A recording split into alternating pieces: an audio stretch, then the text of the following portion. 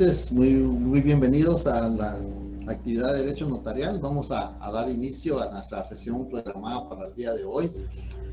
Ya en la sesión anterior ya habíamos estudiado algo al respecto del instrumento público. Hicimos un resumen, una breve recapitulación de qué es instrumento público, cómo se autorizan los instrumentos públicos, las formas de otorgar el instrumento público.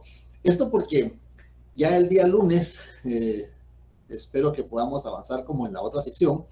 El día lunes ya vamos a iniciar a ver la redacción de un instrumento público. Vamos a redactar nuestra escritura número 1 el día lunes. Entonces, les recomiendo tener papel español para poder redactar el instrumento que vamos a ir dictando con base a la ley.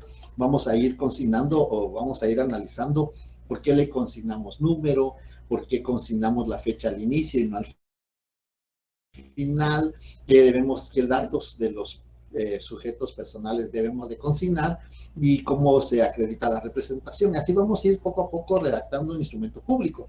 Yo sé que hay muchos que son parientes del notario y que posiblemente ya lo saben, o que hay quienes laboran con algún notario y también por ese motivo ya tienen algunos conocimientos, ya lo saben.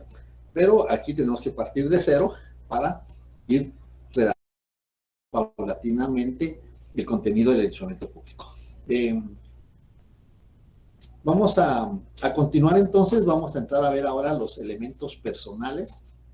Para ver el tema de los elementos personales tenemos que analizar desde el punto de vista, acordémonos que el notario lo que hace constar en los instrumentos públicos son actos, contratos. Les digo dos porque para que haya contrato tiene dos o más personas, ¿no?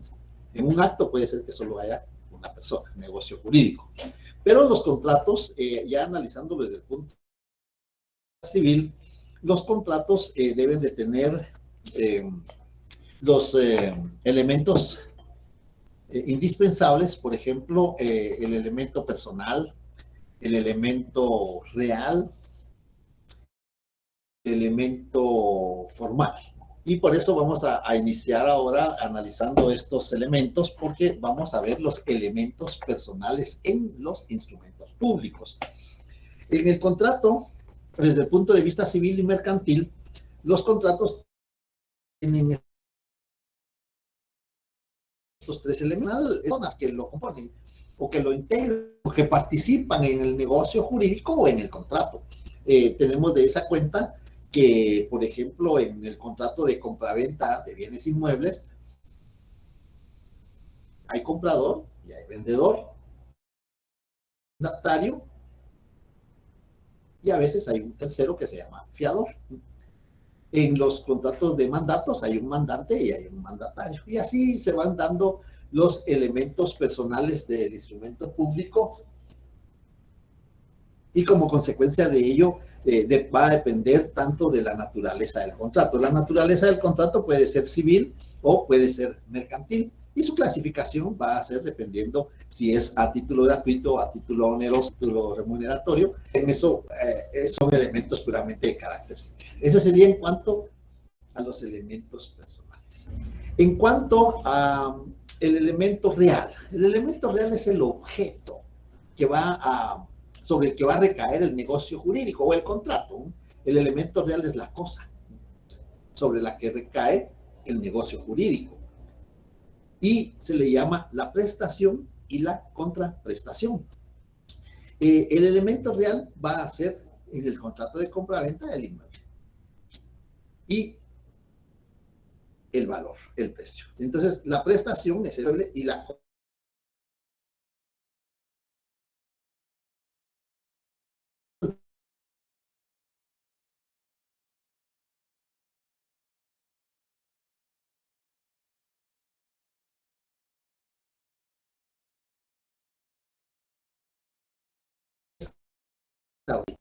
el elemento formal, porque eso es lo que vamos a redactar.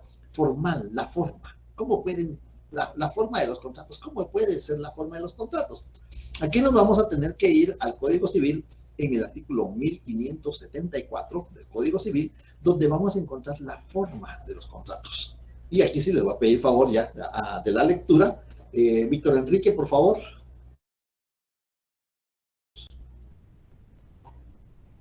si está presente.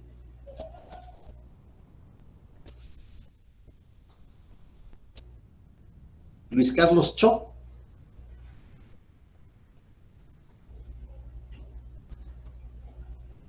¿Qué artículo dijo? Disculpe, licenciado. 1574, Carlos.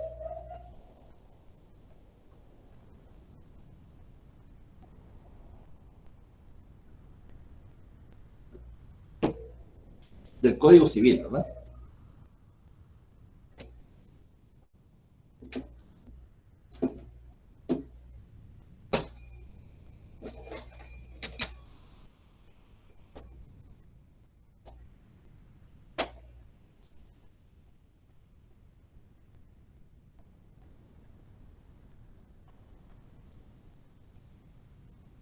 Yo les pido que tengan sus códigos ahí al alcance. Yo tengo aquí mis códigos, sí, los puedo leer, pero lo que quiero es que ¿Puedo ustedes leer, participen. licenciado? Por favor, solo Samuel, ¿es lo mismo o va a ser pregunta? Sí, le decía yo para leer, pero si gusta que acompañar. Ah, bueno, ya nos ofreció aquí la estudiante. Le vamos a escuchar a ella y después le doy la oportunidad. Gracias. Artículo 1574. Toda persona puede contratar y obligarse. 1. Por escritura pública. 2. Por documento privado o por acta levantada ante el alcalde del lugar. 3. Por correspondencia. Y 4. Verbalmente. Muy bien, gracias, Samuel. Entonces vemos ahí que la forma, cómo pueden hacerse constar los contratos. Y nos interesa por el momento nos interesa escritura pública. La escritura pública es el instrumento autorizado por notario que contiene actos, contratos o negocios jurídicos. Esa es la escritura pública, eso es lo que contiene la escritura pública, un contrato, un negocio jurídico, una declaración de voluntad, una manifestación del consentimiento, eso es lo que contiene la escritura pública. Ya cuando lo veamos en el siguiente punto, cuál es el contenido, lo vamos a ver más detenidamente. Pero ahorita solo estamos así haciendo referencia, gracias por la lectura, estamos haciendo la referencia del contenido de la escritura pública. Y en este caso ya vimos que es un instrumento público, ya vimos cómo se otorga, qué es el otorgamiento, que es el momento en que la persona da su consentimiento, pero da su consentimiento no solamente diciendo sí, no solamente diciendo lo ratifico o diciendo estoy de acuerdo, da su consentimiento materializándolo, dejándolo plasmado en el instrumento público a través de la firma. Vimos que el otorgamiento es con la firma. La firma es la representación gráfica del consentimiento. Eso es la materialización del consentimiento. Y cuando la persona no puede o no sabe firmar, lo va a hacer con la impresión digital del dedo pulgar derecho, firmando a su ruego un testigo. Ya vamos a ver más adelante, aquí en este mismo punto, de qué testigos puede asistirse el notario en el ejercicio de su profesión. Bien. Entonces vemos eso, la forma, la escritura pública. Ahora, ¿qué contratos o qué negocios jurídicos deben constar en escritura pública?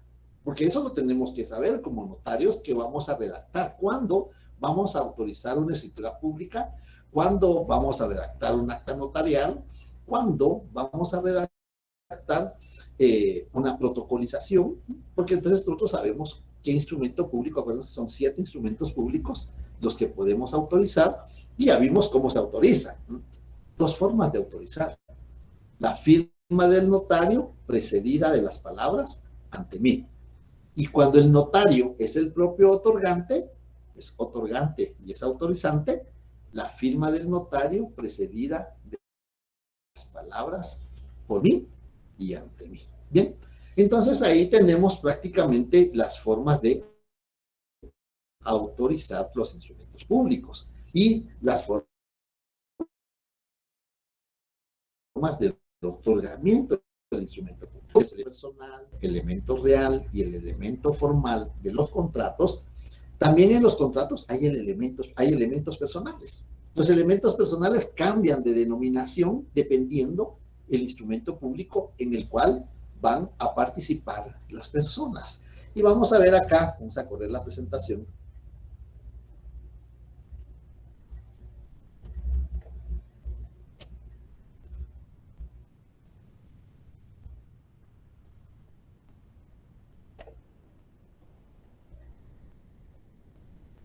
Vamos a ver acá cuáles son los elementos personales. Hay sujetos. El sujeto no se hace constar en los instrumentos, ¿no? No mencionamos sujeto o comparece el sujeto, no. El sujeto es un elemento doctrinario, un elemento personal, que la doctrina determina que sujeto es toda persona, que puede ser individual o puede ser física. Juan Pérez contratando con Reina González, ¿no? Personas individuales. Juan Pérez contratando con Inmobiliaria El Prado, sociedad anónima, persona individual, persona jurídica. Inmobiliaria El Prado, sociedad anónima, contratando con Perfiles Industriales, sociedad anónima, son personas jurídicas, ¿no? Entonces, esos elementos personales, el sujeto es aquella persona que ve transformado su patrimonio, que se transforma su patrimonio. Algunos tratadistas mencionan que sujeto es la persona que se ve deteriorado su patrimonio, pero yo no creo que sea deterioro, a excepción de aquellos contratos que no tienen contraprestación. Ya vimos la prestación y la contraprestación, pero hay contratos que no tienen contraprestación. Por ejemplo, la donación entre vivos. Una donación entre vivos a título gratuito no tiene contraprestación. La persona se despoja de su bien, sale de su patrimonio su bien, lo entrega, lo obsequia, lo regala, lo dona jurídicamente, pero no recibe nada. Y posiblemente lo que le han sido es muchas gracias, le agradezco que me regaló el inmueble. Entonces, ahí no hay contraprestación. Pero es el sujeto que se le ve. Sujeto es la persona o grupo de personas, porque pueden ser, acuérdense, copropiedad. 5 personas son propietarias de un inmueble, hay copropiedad. Entonces es la persona o grupo de personas que ve transformado su patrimonio. Entregan el bien y reciben a cambio otro bien. Entregan el inmueble y reciben a cambio el dinero. Y se ve transformado porque puede ser que con ese dinero que reciba, pues, lógicamente a otro igual, que adquiera otros 2 iguales, o que sencillamente haga otra inversión. Por eso es sujeto la persona o grupo de personas cuyo patrimonio se ve transformado. En algunos casos, mermado, como el caso de la donación a título gratuito. Otorgante. Eso sí lo consignamos, ¿no? Eso sí lo consignamos en los instrumentos públicos, en la parte final. Leo el contenido de la presente escritura a los otorgantes, quienes enterados del mismo, su objeto, validez y efectos. O sea, ahí estamos consignando el otorgante. Otorgante es la persona que da el consentimiento. Él es el otorgante, la persona que da el consentimiento en nombre propio o en representación de otro. Si llega el gerente general de Perfiles Centroamericanos, sociedad anónima, a firmar un instrumento público, él va a dar el consentimiento no por parte propia, sino va a dar el consentimiento porque ha sido facultado por la asamblea de accionistas de su representado. Entonces va a dar el consentimiento. Puede ser que lo dé en nombre propio. Cuando él es el vendedor o él es el comprador, va a dar el consentimiento en nombre propio. Pero cuando está actuando en representación de otro, va a dar el consentimiento en nombre de la persona, que puede ser individual o puede ser jurídica, que está representando. Entonces ahí tenemos prácticamente el otorgante. Otorgante es la persona que da el consentimiento. Compareciente. Comparecen ante mí. Así consignamos en las escrituras públicas. El lunes vamos a iniciar 1, porque va a ser nuestra primera escritura. 1, la fecha de hoy, porque estamos en de la ciudad de Guatemala, de julio del año 2022, ante mí, fulano notario, comparece, está compareciente, comparece. Vamos a indicar quién está compareciendo. Y compareciente es la persona que está ante el notario físicamente, solicitándole su actuación, ya sea también en nombre propio o en representación de otro. O puede ser que sean las dos calidades. Está en nombre propio y en representación de otro. Porque puede ser de que vayamos a comprar un inmueble. Supónganse que yo llego ahí con la notaria, a ver, notaria Amelia Concepción. Llego con la notaria Amelia Concepción y le digo, mire, yo soy representante legal de mi hermano, aquí está mi mandato, y con él y yo vamos a comprar un inmueble. Pero él no está, porque él me dejó es un mandato.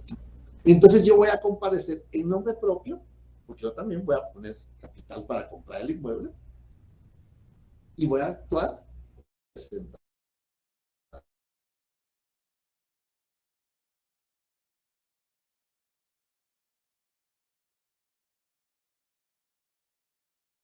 que es persona individual y que requiere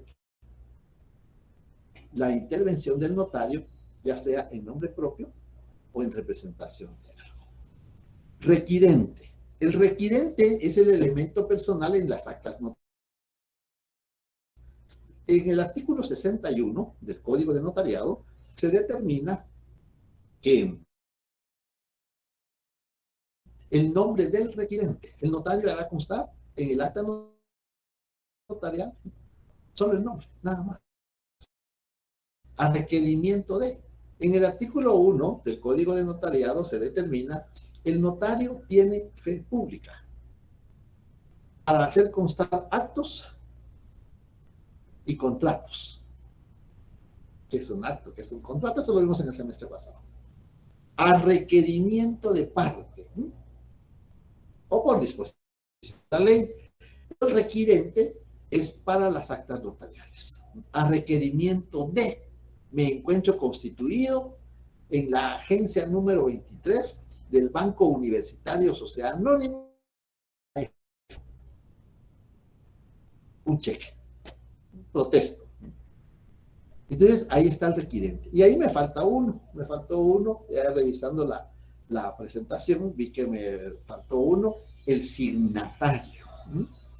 El signatario, en el caso de las auténticas de firma, en el artículo 55, literal A del Código de Notariado, se le da ese calificativo. El signatario lee lo escrito y, enterado de su contenido, objeto, validez y efectos, lo ratifica, acepta y firma. Es el signatario en el caso de las auténticas de firma. Entonces ahí tenemos los elementos personales, quienes intervienen en los instrumentos públicos. Allá, en civil, se le llama vendedor, comprador. Aquí se le llama compareciente, requirente, otorgante, signatario. Aquí se le denomina cómo lo vamos a consignar en el instrumento público. ¿Dudas, comentarios, preguntas, observaciones? Por ahora no, licenciado. Por ahora no. Bueno, muy bien. Espero que más adelante sí.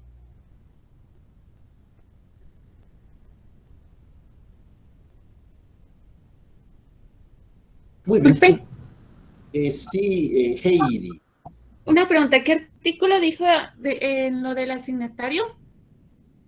55, literal A, del Código Notariado. Muchas gracias. Muy bien. Licenciado, ¿Quién manda? ¿Quién habla? Ánica, Cristina, Ánica, muy bien. en el requiriente mencionó dos artículos, el artículo 1 del Código de Notariado y mencionó otro, pero no lo logré apuntar. El ¿Cuál era? 61. Ah, ok. 61, específicamente es el 61, en el caso de las actas notariales.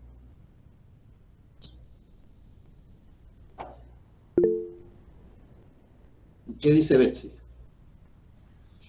Buenas tardes, licenciado. Esto Buenas tardes. es generalizado para todos los instrumentos públicos. Aplica a todos los instrumentos públicos. Sí, para cada instrumento público, por ejemplo, en las escrituras públicas les vamos a llamar comparecientes, otorgantes. Comparecientes es al inicio. Al inicio, cuando empieza la escritura, vamos a ver las partes de la escritura. La escritura tiene 3 partes. La introducción. Y la introducción tiene 2 partes. El encabezamiento y la comparecencia. Pero el compareciente. Ante mí, usted va a consignar, ante mí, Betsy Saraí Jocol, notaria, comparece. Comparece. Ese es el compareciente. ¿Quién está presente ante usted para realizar el contrato o el negocio jurídico? Y al final, después de la aceptación, ya se le llama otorgante, porque ya va a dar el consentimiento. Ya al final ya es otorgante. Otorgante es quien da el consentimiento en nombre propio o en representación de alguien más, que puede ser una persona jurídica, en ese caso será un mandatario, o puede ser una persona jurídica, tendrá que ser el gerente con base al artículo 47 del Código de Comercio, que tendrá que ser el gerente general y representante legal, o de persona individual, que tendrá que ser mandatario, con base al 1686 del Código Civil.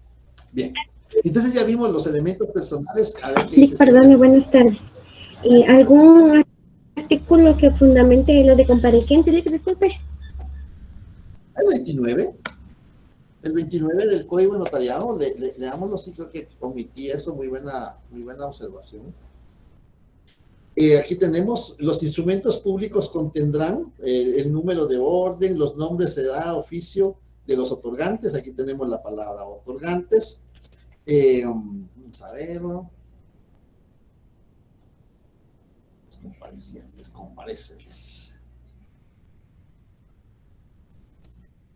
También tenemos en el artículo 31 del Código de Notariado, donde están los elementos, los requisitos esenciales, nombre de los comparecientes, el lugar del otorgamiento, el nombre y el apellido de los otorgantes, razón de haber tenido a la vista los documentos, firma de los comparecientes. Ahí tenemos los elementos de los elementos personales del negocio jurídico, o del instrumento público, perdón. Bien, ahora veamos quiénes son los auxiliares del notario. El notario tiene que asistirse de auxiliares en determinados casos. Y los auxiliares, tenemos los testigos. Los testigos son auxiliares del notario. Y vamos a encontrar tres categorías de testigos. En el artículo 51, le voy a pedir favor a Francisco Diego, ahora ya consignó bien el nombre. ¿Está por ahí, Francisca? Sí, licenciado. ¿Qué artículo es? Perdone. 51 del Código de Notariado, por favor. 51. Sí.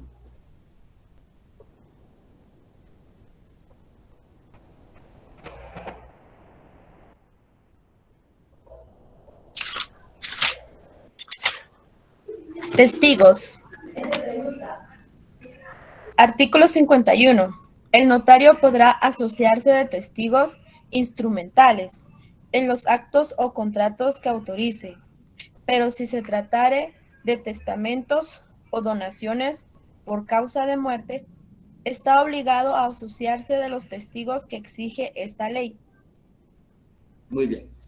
Gracias, Francisca. Entonces vemos ahí la categoría, bueno, la primera porque así lo vamos a ir estudiando, pero no tienen ninguna prelación, no tienen ningún orden. Pudimos haber empezado por los otros, pero aquí porque aquí nos vamos a leer quiénes pueden, quiénes no pueden, qué requisitos deben de cumplir los testigos.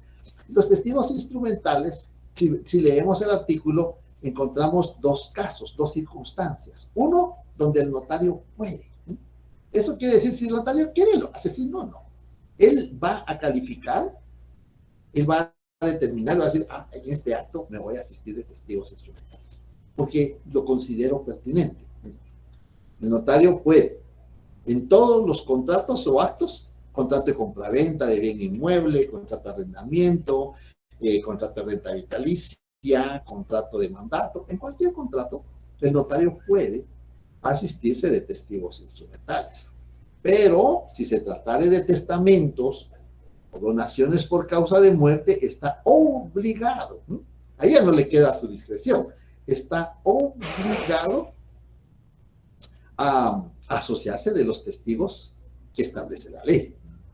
Entonces ahí la vez pasada le digo, bueno, ¿y cuántos testigos son? Nos vamos al artículo 42 y al artículo 44 del Código Notariado, donde se establece que son 2 testigos y se llaman testigos instrumentales.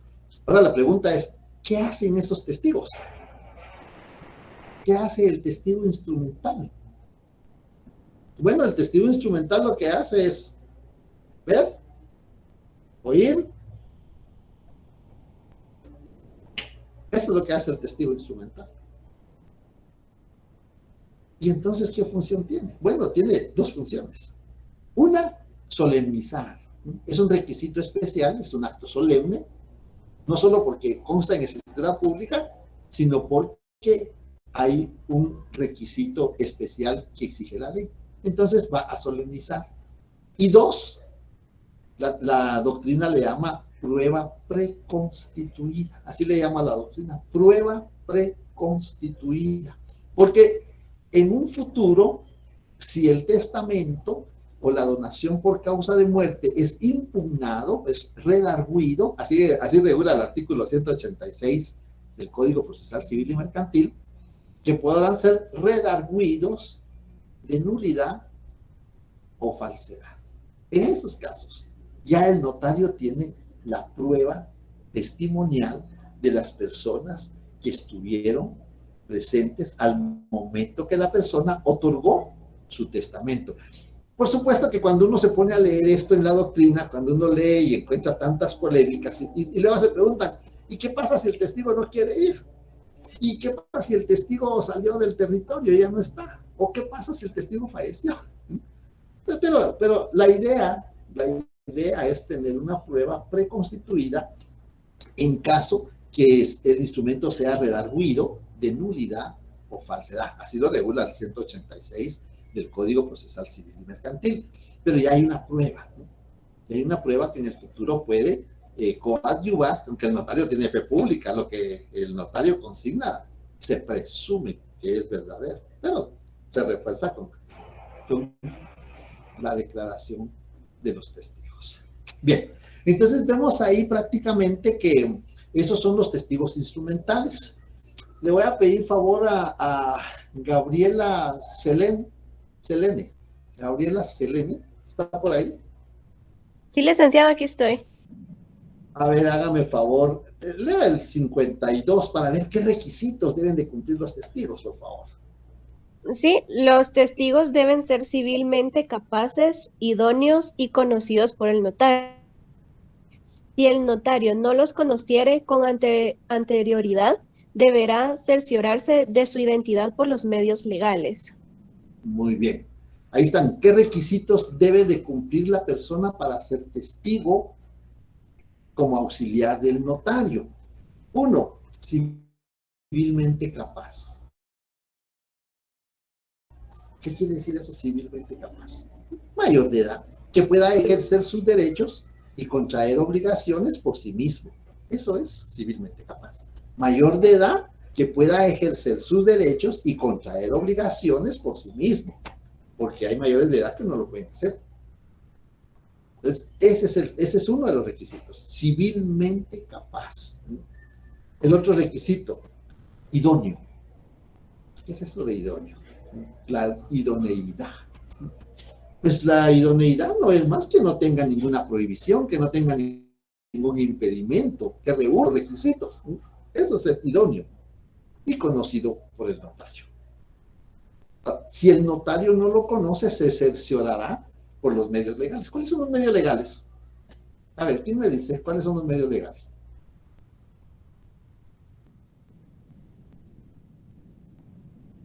Sí, pero ¿cuáles son? Yo así me quedo igual.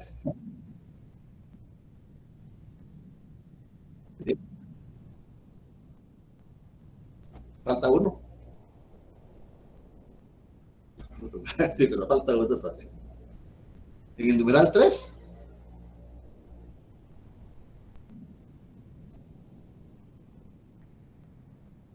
La fe de conocimiento. La fe de conocimiento. Tenemos que decir a quien doy fe de conocer. Muchos consignan personas de mi anterior conocimiento, pero el numeral 3 regula fe de conocimiento.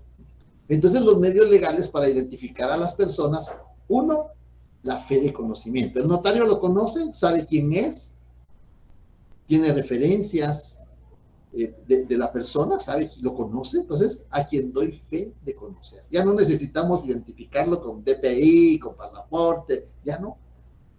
Porque el notario puede dar fe que lo conoce, pero eso sí tiene que ser cierto, que lo conoce. Porque si no, pues diría en hecho delictivo. A quien doy fe de conocer, esa sería una forma. 2, por el documento personal de identificación. 3, si es extranjero, por el pasaporte. 4, si no tiene documento de identificación, si no hay testigos, si el notario no lo conoce, si no tiene documento y si el notario no lo conoce, por 2 testigos de conocimiento. Entonces, así esas son las 4 formas cómo se puede identificar a las personas en los instrumentos públicos. Bien, entonces, vemos ahí testigos instrumentales. Ya leímos en qué casos puede, en qué casos debe, qué requisitos debe de cumplir para ser testigo en la función notarial. Ahora leamos quiénes no. A ver, Angie y Valesca.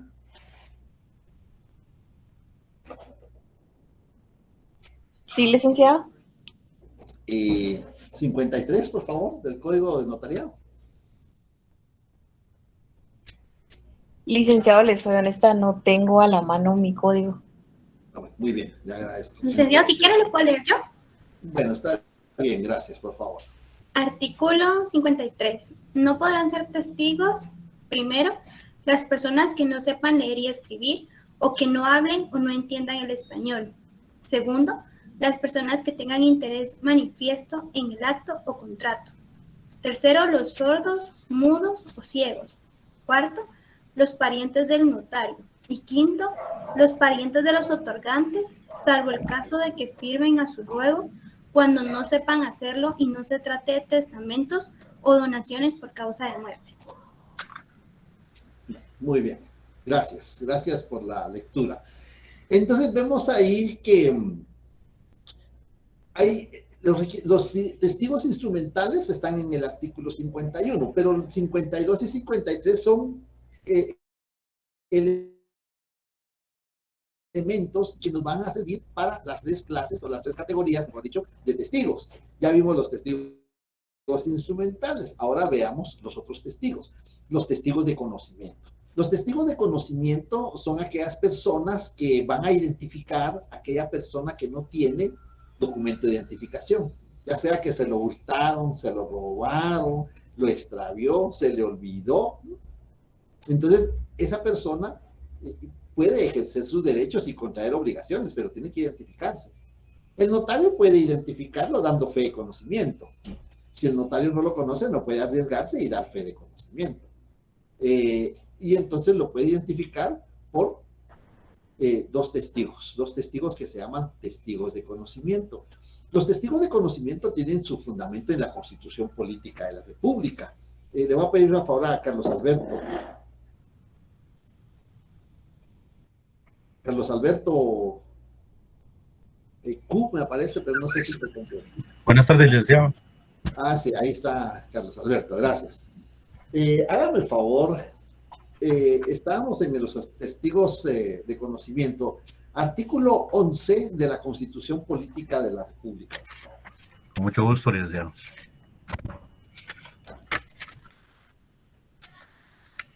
Artículo 11, Constitución Política de la República de Guatemala.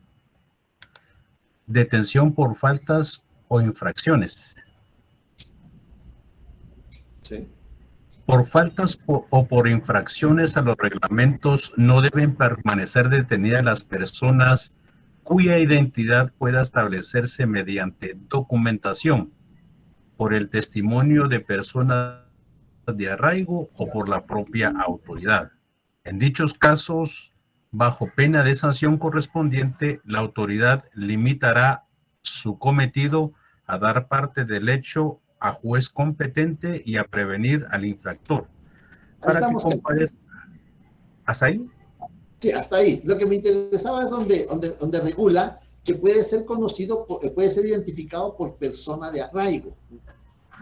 Ahí nos menciona por una persona. Puede alguien identificarlo y decirle, mire, sí, yo lo conozco, él es fulano. Ahora, ¿qué es persona de arraigo? Entonces ahí es donde ya no es solo leer, sino vamos a estudiar qué es una persona de arraigo. Porque usted estuvo ya el semestre pasado con nosotros, ¿verdad? Cuando yo les pido explique. Entonces ahí es donde viene la explicación. Entonces vemos ahí que ese es el fundamento constitucional del testigo de conocimiento. Pero el Código de Notariado requiere 2 testigos de conocimiento. Y están regulados en el artículo 29, numeral 3. La persona puede ser identificada por 2 testigos de conocimiento. Entonces, cuando consignamos en la escritura, quien es identificada por A y B. Acordémonos los requisitos que deben cumplir. Quienes son civilmente capaces y de mi conocimiento. Ese calificativo, esa es la calificación que el notario debe consignar, ¿no? Está calificando que reúne los requisitos. Eso lo vamos a hacer, lo vamos a redactar. Entonces llamamos testigos instrumentales, testigos de conocimiento, y ahora veamos los testigos rogados. Los testigos rogados es la persona que firma a ruego, por eso se llama así, testigo rogado. Es la persona que firma a ruego de quien no puede o no sabe firmar. Si la persona no puede o no sabe firmar, va a dejar la impresión digital del dedo pulgar derecho. U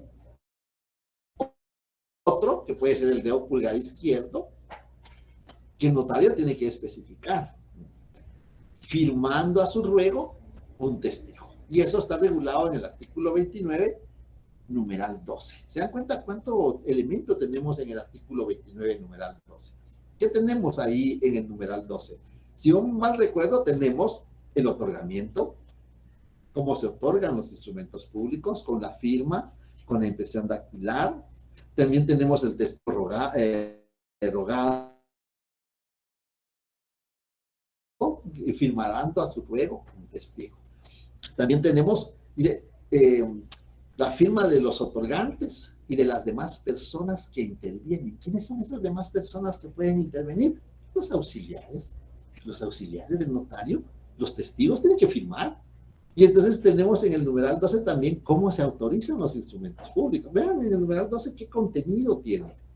Pueden hacer un subresumen, qué contenido tiene el numeral 12 del artículo 29. ¿Qué contenido tiene el numeral 3 del artículo 29? La fe de conocimiento. Porque entonces vamos nosotros a redactar a quien doy fe de conocer en sustitución de aquella redacción que dice persona de mi anterior conocimiento. Esa frase se sustituye con base al artículo 29, numeral 3, a quien doy fe de conocer. Bien, entonces, ya llevamos testigos instrumentales, testigos de conocimiento y testigos rogados. A los 3 hay que calificarlos. Quien por no poder firmar deja la impresión digital del dedo pulgar derecho, firmando a su ruego Mario René Castillo González, persona civilmente capaz, idónea y de mi conocimiento. Hay que calificarlos, hay que calificar a los testigos. Ese sería en el testigo rogado. En el testigo de conocimiento consignamos el nombre, la edad, el domicilio, la nacionalidad, el estado de familia, la ocupación, profesión u oficio, quien es identificado por A y B, personas civilmente capaces, idóneas y de mi conocimiento. Ahí está cómo se redactaría en el caso de los testigos de conocimiento. Y en los testigos instrumentales, ante mí, fulano de tal, notario, comparece el señor XX de tantos años, casado, guatemalteco, de este domicilio, médico y cirujano, a quien doy fe de conocer, y con asistencia de los testigos instrumentales A y B, personas civilmente capaces, idóneas y de mi conocimiento. Es decir, el calificativo siempre tiene que consignarse en el instrumento público. Entonces vemos ahí, ya tenemos el primer grupo de auxiliares del notario. El segundo grupo, no sé si hay alguna pregunta antes de pasar a otro grupo.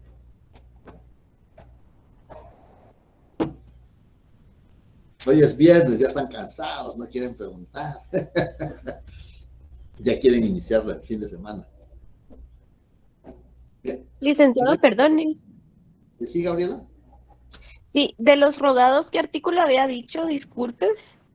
Testigos rogados, artículo 29, numeral 12. Ahí lo Numeral encontramos. 12. 12. Ok, gracias, Los licenciado. peritos. Los peritos o los expertos. En distintos artículos de la legislación guatemalteca vamos a encontrar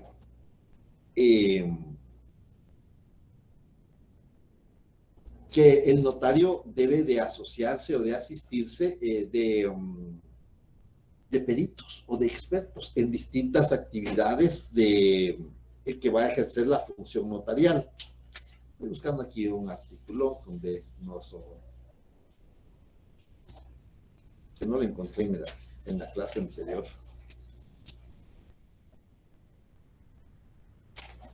Estoy seguro que está por aquí, pero ahorita no. En los peritos, por ejemplo, ustedes el otro semestre van a recibir ya notariado 3, ya se enfilan para su cierre. En notariado 3 van a ustedes a estudiar jurisdicción voluntaria. Y jurisdicción voluntaria se regula por 3 leyes muy importantes para el caso de la jurisdicción voluntaria. Se regula por el Código Procesal Civil y Mercantil, del artículo 401 en adelante, donde está regulada la jurisdicción voluntaria. Se regula también por el decreto de la ley de rectificación de área, es un decreto ley 125-83, decreto ley 125-83, y también por el decreto 54-77 del Congreso de la República, que se llama Ley de la Tramitación de Asuntos de Jurisdicción Voluntaria. En esas 3 leyes van a encontrar ustedes que el notario necesita asistirse de testigos. Por ejemplo, en el Código Procesal Civil y Mercantil está regulado los procesos sucesorios. Los procesos sucesorios pueden ser conocidos por el juez de primera instancia o pueden ser conocidos por notario. Y el notario, al hacer el inventario de los bienes relictos con base al artículo 558 del Código Procesal Civil y Mercantil, al hacer el inventario, tiene que asistirse de un perito, de un experto, el evaluador. Porque el evaluador, con los conocimientos técnicos que tiene, va a determinar qué valor tienen los bienes que forman la masa hereditaria. Porque el notario no lo puede hacer. El notario puede ver el inmueble, el notario puede ver los vehículos, el notario puede ver el equipo, pero no puede determinar qué precio, qué valor puede tener. Eso lo puede hacer un evaluador con base a sus conocimientos que tiene. Ese es un ejemplo. En el Código de Comercio también, en el artículo 27 del Código de Comercio, se regulan las aportaciones no dinerarias. Y las aportaciones no dinerarias se pueden justipreciar a través de un valuador. El valuador va a justipreciar los bienes que se van a aportar a la sociedad y el notario va a hacer constar ese avalúo en un inventario con base al artículo 27 del Código de Comercio. Entonces, ahí el notario ya se auxilió, ya hablamos del evaluador, ¿no? Como perito o como experto. Pero también hay otros asuntos en el decreto 5477, por ejemplo, el reconocimiento de preñez y parto. El reconocimiento de preñez y parto tiene por objeto determinar en qué momento ocurrió la concepción de un ser humano. Pero eso el notario no tiene los conocimientos, tiene que asistirse de un facultativo. Así le llama el decreto, un facultativo. Y me imagino que será un médico que tenga conocimientos de esa área. Y el médico, el facultativo, le va a proporcionar al notario la información de cuándo pudo haber ocurrido la concepción y cuándo puede ocurrir el alumbramiento. Entonces se llama reconocimiento de preñez y parto. Está regulado en el decreto 5477 del Congreso de la República. Entonces vemos ahí otro perito, otro experto, el facultativo. En ese mismo decreto también está la determinación de edad. Tal vez cuando ustedes han visto noticias del Registro Nacional de las Personas, se han dado cuenta que hay un grupo todavía de personas que nunca han inscrito su nacimiento en el registro civil. Por distintas circunstancias de la vida, no han inscrito su nacimiento en el registro civil. Y en muchas ocasiones ni siquiera se recuerdan cuándo nacieron, en qué fecha, no tienen en mente en qué fecha nacieron, mucho menos qué edad tienen. Pero llega un momento en que tiene que determinarse la edad. Llega un momento en que debe de inscribirse ese nacimiento. Porque si la persona no está inscrita en el registro civil del Registro Nacional de las Personas, físicamente existe, pero jurídicamente no existe. Entonces, para inscribir ese nacimiento, primero debe de determinarse cuándo nació. Esas diligencias se llaman diligencias voluntarias de determinación de edad. Pero la determinación de edad, el notario no puede, tal vez uno, pues a veces dice, pues tenés tal edad, le dice uno, menciona, yo te veo que tenés, pero uno no puede, porque no tiene esos conocimientos, y entonces tiene que asociarse de un perito, de un forense, y creo que antropólogo, creo que es el otro también que puede determinar la edad, y esos peritos, esos expertos, con base a los rasgos físicos, con base a las piezas dentales, pues va a decir, esta persona nació más o menos en esta fecha. Por eso se llama determinación de edad. Y entonces ahí el notario se está asistiendo de otro perito, de un experto que le va a ayudar en la función notarial. En el caso de, tal vez más frecuente, desmembración de fracción de bien inmueble, contrato de compraventa de fracción de bien inmueble. Vamos a quitarle una fracción a un inmueble y vamos a crear otra finca. Pero para eso necesitamos asistirnos también de un experto, de un perito, que nos va a proporcionar los planos. En esos planos se va a consignar cuál es la figura del inmueble, de la fracción, cuál es el rumbo, hacia dónde está el norte, hacia dónde está el sur, cuáles son las medidas lineales del inmueble.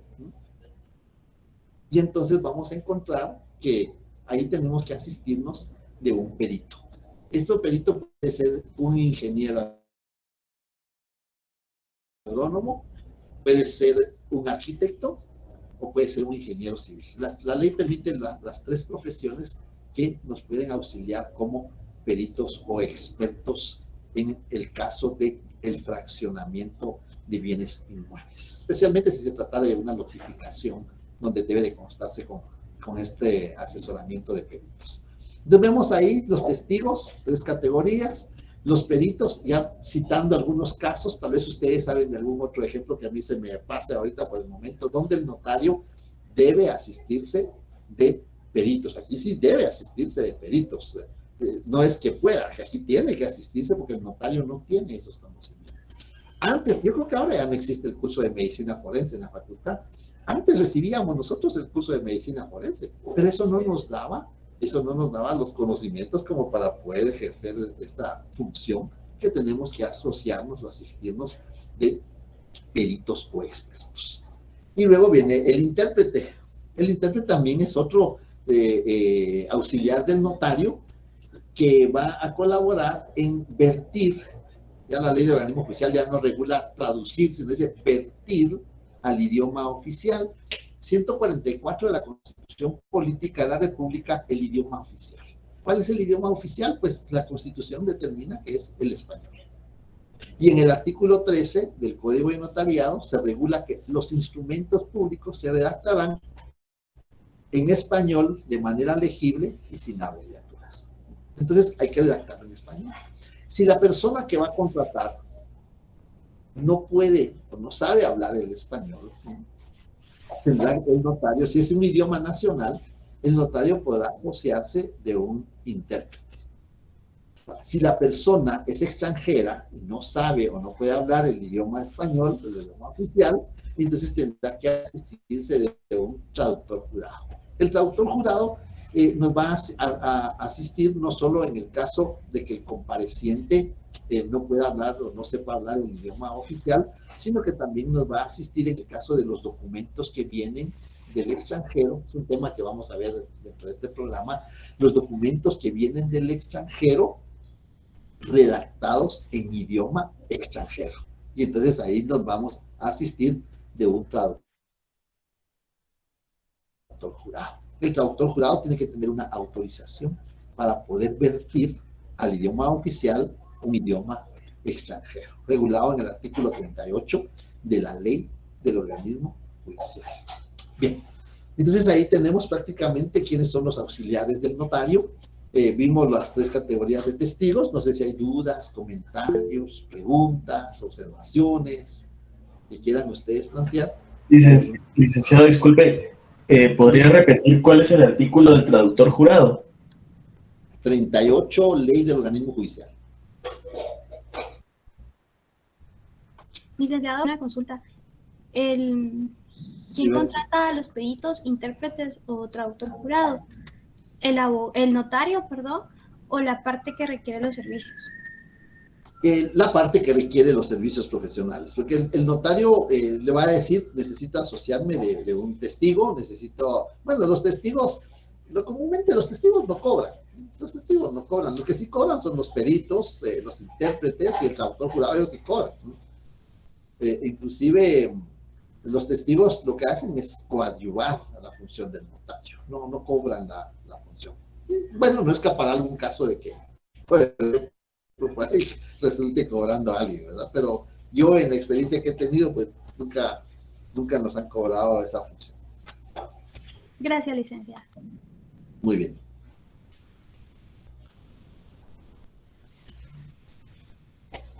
Licenciado, buenas tardes. Sí, Cecia. Perdone, las funciones del testigo instrumental dijo que era solemnizar y el otro que era, disculpe. Constituir prueba preconstituida. Porque el testigo instrumental solo está presente ahí. Por eso les decía yo, ver, oír. Esa es la función, nada más. Hasta que llegue el momento en el futuro, si se llega a dar, entonces ya va a poder hablar que sí, tal día, tal hora, tal oficina, tal notario llegó a otorgar su testamento. En el caso de los testamentos. Y lo mismo sería en un contrato de compraventa. En un contrato de compraventa. En un contrato, le voy a decir algo. El contrato, cuando el notario estima prudente asistirse de testigos instrumentales en un contrato de compraventa de bien inmueble. En una oportunidad llega una persona y manifiesta que quiere vender el inmueble. Quiero vender el inmueble. Pero no podía hablar bien. No podía hablar bien. Entonces lo que hacía era que escribía y nos ponía a la vista qué quería hacer. Porque tenía un problema y no podía hablar bien.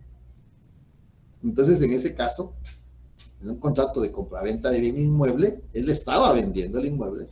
En ese caso, estimé pertinente asociarme de testigos instrumentales. Por si en algún caso, en algún momento, iban a impugnar, iban a redarguir, como regula el artículo 186 del Código Procesal Civil y Mercantil, iban a redarguir de nulidad o de falsedad el instrumento público porque el vendedor no podía expresarse claramente, ¿sí? No podía expresarse indubitablemente, ¿sí? Cuando no se puede expresar indubitablemente, entonces en ese caso el notario, pues, creo que es pertinente, es prudente que se asocie de testigos instrumentales. No sé si alguna otra pregunta, algún otro comentario. Sí, licenciado. ¿Alguna otra observación? Mi otra pregunta es, las leyes que mencionó sobre los peritos expertos, dijo que eran 3. ¿Cuáles eran? Sí, en el Código Procesal Civil y Mercantil, por ejemplo, ahí tenemos regulado los inventarios en el artículo 555 al 563. Está regulado el inventario, especialmente en el 558, el contenido del acta notarial de inventario, y ahí se determina que el notario debe de consignar el activo, el pasivo, el patrimonio del causante, ¿no? Porque estamos siguiendo un proceso sucesorio. Pero en ese caso, para fraccionar el inventario, el valor de los bienes que forman la masa hereditaria, pues tiene que ser evaluado por un evaluador, un experto. Nosotros no podemos, que para eso debe tener autorización del Ministerio de Finanzas, de la Dirección General de Catastro y Avalúo de Bienes Inmuebles, la autorización para presentar el avalúo de los bienes. Ese es en el caso del procesal civil y mercantil. En el caso también del avalúo de las aportaciones no dinerarias, en el artículo 27 del Código de Comercio. Y también en la ley de rectificación de área, también hay como es una rectificación de área, también tenemos que tener un plano extendido por un profesional que puede ser un ingeniero civil, un arquitecto o un ingeniero agrónomo, donde también nos vamos a asociar. Esa es otra ley, ley de rectificación de área. Ya mencioné el procesal civil y mercantil, ley de rectificación de área. Y por último, la tercera ley es el decreto 5477 del Congreso de la República, ley de reguladora de asuntos de tramitación notarial en jurisdicción voluntaria. Esas son las 3 leyes que regulan y que donde se mencionan los peritos o los expertos como auxiliares del notario.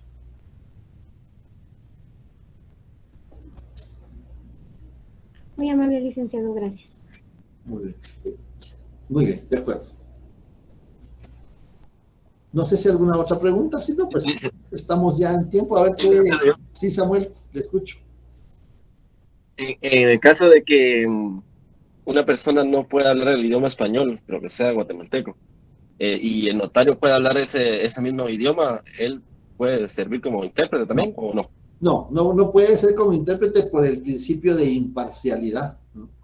Por el principio de imparcialidad, y muy buena pregunta, porque esto sucede en la vida real. Y si ustedes tienen la oportunidad de tener acceso a las guías de criterios registrales del registro de la propiedad, ahí se establece que cuando el notario sepa el idioma de uno de los otorgantes que no puede hablar el idioma español, aunque el notario sepa el idioma, no puede ser intérprete por el principio de imparcialidad.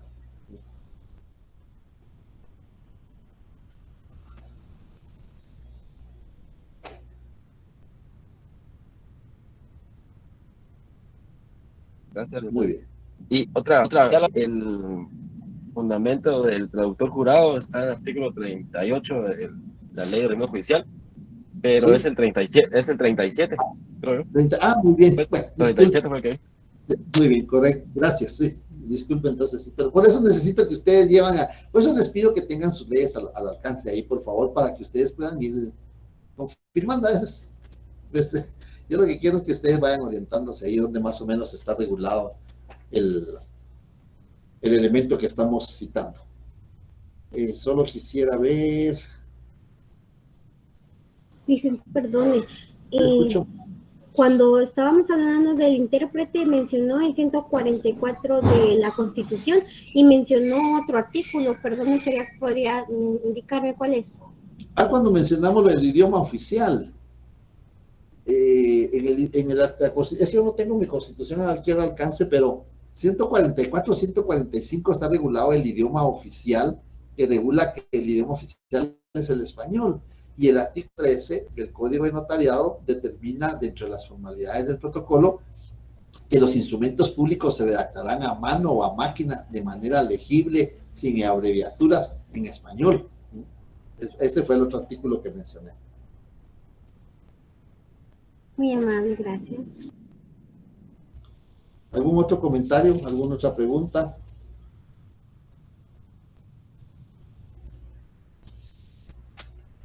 Sí, Samuel, pregunta, ¿está preguntando, Samuel?